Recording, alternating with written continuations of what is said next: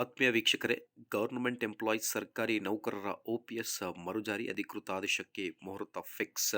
December 24 ನಿನ್ನೆಯಷ್ಟೇ ಬಂದಿರುವ ಒಂದು ಬಿಗ್ ಬ್ರೇಕಿಂಗ್ ಅಪ್ಡೇಟನ್ನು ತಮ್ಮೊಂದಿಗೆ ಶೇರ್ ಮಾಡ್ತಾ ಇದ್ದೀನಿ. ವಿಡಿಯೋನ ಸ್ಟಾರ್ಟ್ ಮಾಡೋಣ. ಅದಕ್ಕಿಂತ ಮುಂಚೆ ನೀವು ಕೊಡುವ ಒಂದೇ ಒಂದು ಲೈಕ್ ನಮಗೆ ಸಪೋರ್ಟ್ ಆಗಿರುತ್ತೆ. ದಯಮಾಡಿ ವಿಡಿಯೋನ ಲೈಕ್ ಮಾಡಿ, ಅದರ ಜೊತೆಗೆ ನಮ್ಮ ಯೂಟ್ಯೂಬ್ ಚಾನಲನ್ನು ಕೂಡ ಸಬ್ಸ್ಕ್ರೈಬ್ ಮಾಡಿಕೊಳ್ಳಿ. ಕರ್ನಾಟಕದಲ್ಲಿ ಹಳೆ ಪಿಂಚಣಿ ಯೋಜನೆ ಮರುಜಾರಿ. ರಾಜ್ಯ ಸರ್ಕಾರಿ ನೌಕರರ ಬಹುದಿನದ ಬೇಡಿಕೆಯಾದ ಸರ್ಕಾರಕ್ಕೆ ಆಗುತ್ತಿರುವ ಆರ್ಥಿಕ ಹೊರೆಯನ್ನು ತಪ್ಪಿಸುವ ಉದ್ದೇಶದಿಂದ 2004ರ ಕೇಂದ್ರ ಸರ್ಕಾರ ಹಳೆ ಪಿಂಚಣಿ ಯೋಜನೆಯನ್ನು ರದ್ದುಗೊಳಿಸಿ ರಾಷ್ಟ್ರೀಯ ಪಿಂಚಣಿ ಯೋಜನೆಯನ್ನು ದೇಶಾದ್ಯಂತ ಅನ್ವಯಿಸಿತು. NPS ಯೋಜನೆಯಲ್ಲಿ ನಮ್ಮ ರಾಜ್ಯ ಸರ್ಕಾರಿ ನೌಕರರು ತಮ್ಮ ಮೂಲ ವೇತನದ ಮತ್ತು DA ಒಟ್ಟು ಮೌಲ್ಯದ 10% ವಂತಿಗೆಯನ್ನು ಹಾಗೂ ಸರ್ಕಾರದ 14% ವಂತಿಗೆಯನ್ನು ಪಾವತಿಸುತ್ತದೆ. ಇದರಿಂದ ಒಟ್ಟು 24% ಏನಿದೆ ಖಾತೆಗೆ ಜಮಾ ಆಗುತ್ತದೆ.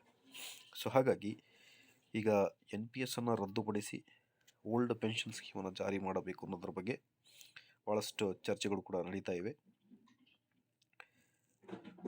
ಸೊ ನೋಡ್ತಿರ್ಬೋದು ನೀವು, ಅದರ ಕುರಿತಂತೆ NPS ಟು OPS ಕುರಿತು ಆದಷ್ಟು ಬೇಗ ಹಳೆ ಪಿಂಚಣಿ ಯೋಜನೆ ರಾಜ್ಯ ಸರ್ಕಾರಿ ನೌಕರರಿಗೆ ಜಾರಿಯಾಗಲಿ.